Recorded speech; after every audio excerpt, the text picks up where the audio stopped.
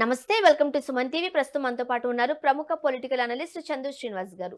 నమస్తే శ్రీనివాస్ గారు. నమస్కారం అండి. శ్రీనివాస్ గారు, విజయవాడలో ఆల్రెడీ స్టార్ట్ అయింది కాపు ప్రతినిధుల సమావేశం అంటూ ఒక సమావేశం నిర్వహిస్తున్నారు. ఫస్ట్ ఆఫ్ ఆల్ ఈ సమావేశం ముఖ్య ఉద్దేశం ఏంటి? లక్ష్యం ఏంటి? డెఫినెట్గా అండి. అంటే కాపుల్ని చిరకాల వంచిందంటే రాజ్యాధికారం. అల్టిమేట్గా హ్మ్. రాజ్యాధికారం వస్తేనే వాళ్ళకి సంబంధించిన పిల్లలకి ఉజ్వలమైన భవిష్యత్తు కావచ్చు. ముకుంద జ్యువెలర్స్ తెలంగాణలో మొట్టమొదటి ఫ్యాక్టరీ అవుట్లెట్ మన కొత్తపేటలో ఫిబ్రవరి 14న గొప్ప శుభారంభం. లేకపోతే రాజకీయాల్లో ఎదిగితే మిగతా అన్ని రకాల కోరికల వాళ్ళు, తర్వాత చిరకాల వాంఛైన కాపుల రిజర్వేషన్, ఈ మూడు అంశాల మీద తరతరాల నుంచి వాళ్ళు పోరాడుతున్నారండి. అన్ని పార్టీలు కూడా మేనిఫెస్టోలో పెడుతున్నాయి, కానీ కరివేపాకులుగా వాళ్ళని వాడుకుంటున్నారు, వదిలేస్తున్నారు. ఇప్పుడు వాళ్ళ చైతన్యం వచ్చింది. ఆ దిశగా మీరు ఎస్ఎస్ కన్వెన్షన్ హాల్లో విజయవాడలో జరిగే ఈ సమావేశం చాలా చాలా స్ట్రాటజీగా ఉన్నారు వాళ్ళు. ఐక్యత, సమైక్యత, అభివృద్ధి, రాజ్యాధికారం. అంటే రాజ్యాధికారం కాపులకి కావాలి. ఒకటే చాలా బాగుంది అంటున్నారు కొంతమంది. స్లోగన్ బాగుంది. దాంట్లో చిరంజీవి గారి కాడి నుంచి ఇక్కడ అందరినీ కలిపారు. ఇక్కడ ముద్రగడ ఉద్యమ నేతని, అట్లే హరిరామజోగి గారిని, చిరంజీవి గారు, పవన్ కళ్యాణ్ గారు. అంటే ఏంటి అల్టిమేట్గా ఏంటి, ఇప్పుడు ఎవరున్నారు కాపుల రాజ్యాధికారం అంటే? పవన్ కళ్యాణ్ కదా. మరి రాజ్యాధికారం అంటే ముఖ్యమంత్రి కావాలి. వాళ్ళు అల్టిమేట్ ఏం దీనికోసం పోరాడతారు. ఒకవైపు జోగి గారు లెటర్ల ద్వారా ఎప్పటికప్పుడు చైతన్యం తీసుకొస్తే, ఇప్పుడు దీని కాపు జాగృతి, కాపు జేఏసీ అనేది ఫామ్ అయిందండి. Joint action committee. తెలంగాణ ఉద్యమంలో ఎలా అయితే జేఏసీ కోదండరాం విఠల్ గారు ఎలా సక్సెస్ అయ్యారో, ఆ దిశగా జేఏసీ ఏర్పడటం అనేది ఒక శుభసూచిక. దానికి చందు జనార్దన్ గారు నేతృత్వం ఇస్తున్నారు. సీనియర్ జర్నలిస్ట్ ఆయన ఇంతకుముందు గతంలో గుంటూరులో, విజయవాడలో కూడా సమావేశాలు ఏర్పాటు చేశారు. ఈ రోజున 5,000 మందితో ఈ సమావేశాలు ఏర్పాటు చేయటం, దీంట్లో కాపు, తెలగ, మున్నూరు కాపులు, బలిజులు, తూర్పు కాపులు, ఒంటరి, వీళ్ళందరినీ కలిపి, అంటే పేర్లు వేరైనప్పటికీ వీళ్ళందరూ ఒకే ఒక సామాజిక సమాజానికి, అంటే సింగిల్ లార్జెస్ట్ కమ్యూనిటీ అండి. అంటే రాజ్యాధికారంగా దూరంగా ఉంటున్న ఈ వర్గాలకి రాజ్యాధికారం రావాలి. ఇక్కడ చూసండి, పిల్లా వెంకటేశ్వరరావు గారు మొదటి నుంచి పోరాడిన వ్యక్తి, ఆ వ్యక్తిని పెట్టారు. జోగి గారిని పెట్టారు, ముద్రగడ గారు పెట్టారు. ముద్రగడ గారు కాస్త సెంటర్ ఆఫ్ అట్రాక్షన్ అని అనొచ్చు ఇప్పుడున్న సందర్భం. డెఫినెట్గా ఇది ఒక మంచి పరిణామంగా, పార్టీలకు అతీతంగా ఇక్కడ ఉమారెడ్డి గారు వైసీపీ నుంచి ఆయన కూడా ఇన్వైట్ చేశారు. ఇది ఒక మంచి పరిణామంగా భావించాలి. ఎందుకంటే దీంట్లో ఆహ్వాన కమిటీలో తమిళనాడు చీఫ్ సెక్రటరీగా చేసిన రామ్మోహన్ రావు గారు ఉన్నారు. అంటే పెద్దవాళ్ళు ఉన్నారు. అంటే ఇంటలెక్చువల్ కూడా వాళ్ళు కోరుకుంటుందంటే రాజ్యంలో అధికారంలో మార్పు రావాలని. అదేవిధంగా మంగబాబు గారని జిఎస్టీ ఐఆర్ఎస్ ఆఫీసరు, ఆయన ఆహ్వాన కమిటీలో ఉన్నాడు. ఇకపోతే జనార్దన్ గారితో పాటు ఆకుల రామకృష్ణ, ముత్యాల రామదాసు, ఆరేటి ప్రకాష్, తోటర రాజీవ్, నల్లా విష్ణు, సాయి సుధాకర్, వాసిరెడ్డి యేసుదాస్, వీళ్ళంతా ముద్రగడ అనుచరులు, జోగి గారు అనుచరులు. వీళ్ళందరూ కలిసి ఒక 5,000 మందితో ఒక మీటింగ్ అంటే, పార్టీలకు అతీతంగా అందరూ కూడా ఈ రోజున ఈ సభ వైపు చూస్తున్నారు. ఒకవైపు పవన్ కళ్యాణ్ పని ఆయన చేసుకుంటూ వెళ్ళిపోతున్నాడు, టీడీపీ వాళ్ళు పని చేసుకున్నారు. ఒకవైపు అధికార పార్టీని గద్దె దించాల లక్ష్యంతో వాళ్ళు వెళ్తున్నారు. ఇదే సమయంలో కాపుల్లో ఎప్పుడు లేని చైతన్యం ఈ ఈ ఈ సభ జరగటం, విజయవాడ వేదికగా జరగటం, ఎందుకంటే విజయవాడ రాజకీయంగా చాలా చైతన్యవంతమైంది. ఎందుకంటే అంతకుముందు రంగా గారిని చూసాం.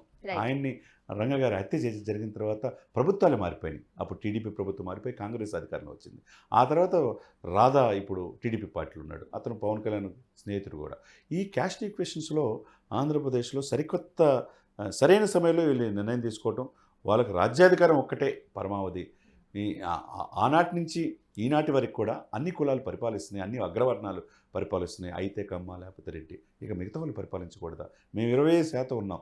మేమే కాకుండా బీసీ, ఎస్సీ, ఎస్టీ, మైనార్టీలు కూడా కలుపుకున్నారు. ఇది శుభసూచిక. అంటే సుమారు ఒక 5,000 మందితో హేమాహేమీలున్న ఆహ్వాన కమిటీ వారు నిర్వహిస్తుండేసరికి కాస్త ఫోకసింగ్ అవుతుంది. డెఫినెట్గా మీడియా అంతా అటెన్షన్ ఉంది. దీంట్లో ప్రెస్ మీట్ కూడా పెట్టి నిన్న పిలిచారు. రాజ్యాధికారమే మా ఏకైక లక్ష్యం అని చెప్పి అనటం అనేది ఒక శుభసూచిక మనం పరిగణించాలి. ఎందుకంటే నాట్ ఓన్లీ ఇక్కడ ఏదో కుల సంఘం వల్లే కాకుండా, తమిళనాడు గవర్నర్గా దాదాపు, తమిళనాడు చీఫ్ సెక్రటరీగా జయలలిత గారికి దాదాపు 15 సంవత్సరాలు పనిచేశాడు పి రామ్మోహన్ రావు గారు, ఐఏఎస్ ఆఫీసరు. ఆయనతో కూడా మంగబాబు గారు కూడా జిఎస్టీలో చాలా పవర్ఫుల్ ఆఫీసరు. ఇటువంటి వ్యక్తుల ఆహ్వాన కమిటీలో ఉండటం, పార్టీలకు అతీతంగా వీళ్ళు కాపులంతా ఏకం కావడం అనేది ఒక మంచి శుభపరిణామంగా, వాళ్ళు కూడా కాపుల్లో కూడా మేల్కోలు. జోగి గారు కూడా ఇంతకుముందు లెటర్ రాశారు, కాపులలో మేల్కోలండి. ఈసారికి పవన్ కళ్యాణ్ని ఆయన ఏం చెప్తే మనం కూడా పాజిటివ్గా చాలా చక్కగా రాశాడు అని చెప్పేసి అనుకున్నాను అంతకుముందు. ఆయన కూడా ఒక మంచి ఆలోచన, మంచి టైం మనకు వచ్చింది పవన్ కళ్యాణ్ సీఎం చేసుకోవాలి. ముఖ్యంగా పవన్ కళ్యాణ్ గారిని సీఎం గా చూసే ఉద్దేశంతోనే ఈ సమావేశం ఏర్పాటు చేశారు అనుకోవచ్చు. అంతే కదా, ఇంకెవరున్నారు ఆల్టర్నేట్ చెప్పండి? రంగా గారి తర్వాత ఆ పేరు, ఆ తర్వాత ఆ చరిష్మా చిరంజీవి గారికి ఉంది. చిరంజీవి రాజకీయాల్లో వచ్చాడు, ఆయన రాజకీయాల్లో వద్దని చెప్పేసి వెళ్ళిపోయాడు. ఇక ఎవరున్నారు? పవన్ కళ్యాణే కదా. పవన్ కళ్యాణ్ ఆ కులంలో పుట్టిన ఆయన, నేను కులం అనేది మీరైనా నేనైనా కులంలో పుడుతూ ఉంటాను, చచ్చిపోయేదాకా పోదు. అదే అభిమానం చూసుకుంటారు దాన్ని అనుకున్న సమయం. దాంతోపాటు ఎస్సీ ఎస్టీ బీసీలు కూడా కలుపుకొని రాజ్యాధికారంగా దూరంగా వర్గాల కులాలు కలిపే సిద్ధాంతంలో పవన్ కళ్యాణ్ గారు పనిచేస్తున్నారు. కాబట్టి కాపుల రాజ్యాధికారం ఎవరి వల్ల వస్తుంది? రాజకీయ పార్టీ ఏది ఉంది ఇప్పుడు? జనసేన తప్పితే ఏది లేదు కదా. సింగిల్ లేయర్ ఉంది ఇక్కడ. ఈ లేయర్ని కాపాడుకోవాలంటే వాళ్ళకు కూడా కాపులకు ముఖ్యంగా this is the golden period. ఈ అవకాశం కనుక మనం ఇచ్చేసుకోకపోతే గత ఎలక్షన్స్లో 2019లో మీరు ఓటు వేయలేదు పవన్ కళ్యాణ్ గారు. ఇప్పుడు 2024లో ఓటేసి జగన్మోహన్ రెడ్డి గారు గద్దె దించి మీ చిరకాల కోరిక రాజ్యాధికారం రావాలి అంటే ఇప్పుడు పవన్ కళ్యాణ్ గారికి సపోర్ట్ చేయాల్సిందే. ముఖ్యంగా పార్టీలకు అతీతంగా ఇక్కడ కొంతమందిని మనం చూస్తూ ఉన్నాం. దీన్ని ఎట్లా అర్థం చేసుకోవాలి? డెఫినెట్గా ఉమారెడ్డి వెంకటేశ్వర గారు సీనియర్ నాయకుడు, సెంట్రల్ మినిస్టర్ చేశారు, వైసీపీలో కీలక నేత, విప్పుగా ఉన్నాడు శాసనమండలిలో. ఆయన్ని కూడా పిలిచారు ఈ సభకి.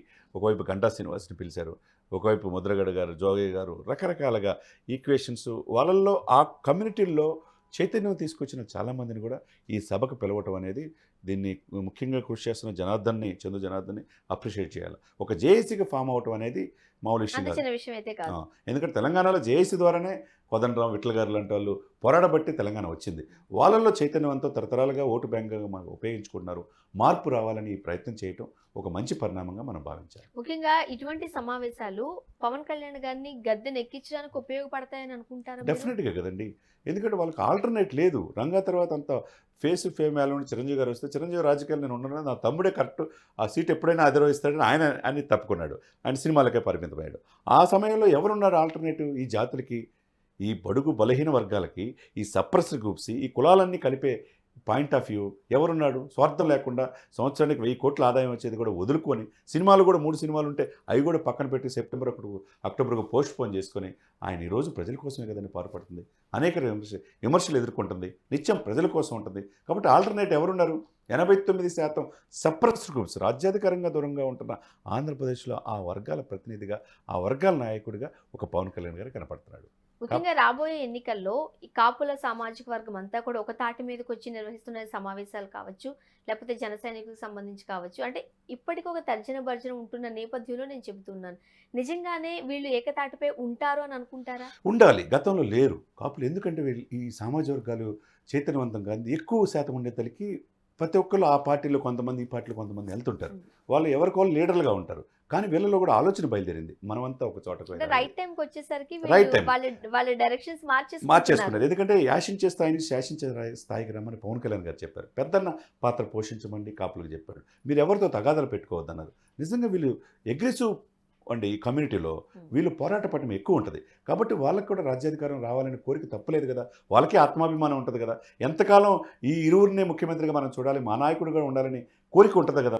వాళ్ళలో చైతన్యవంతమైంది. గతంలో ఈ వర్కౌట్ కాల.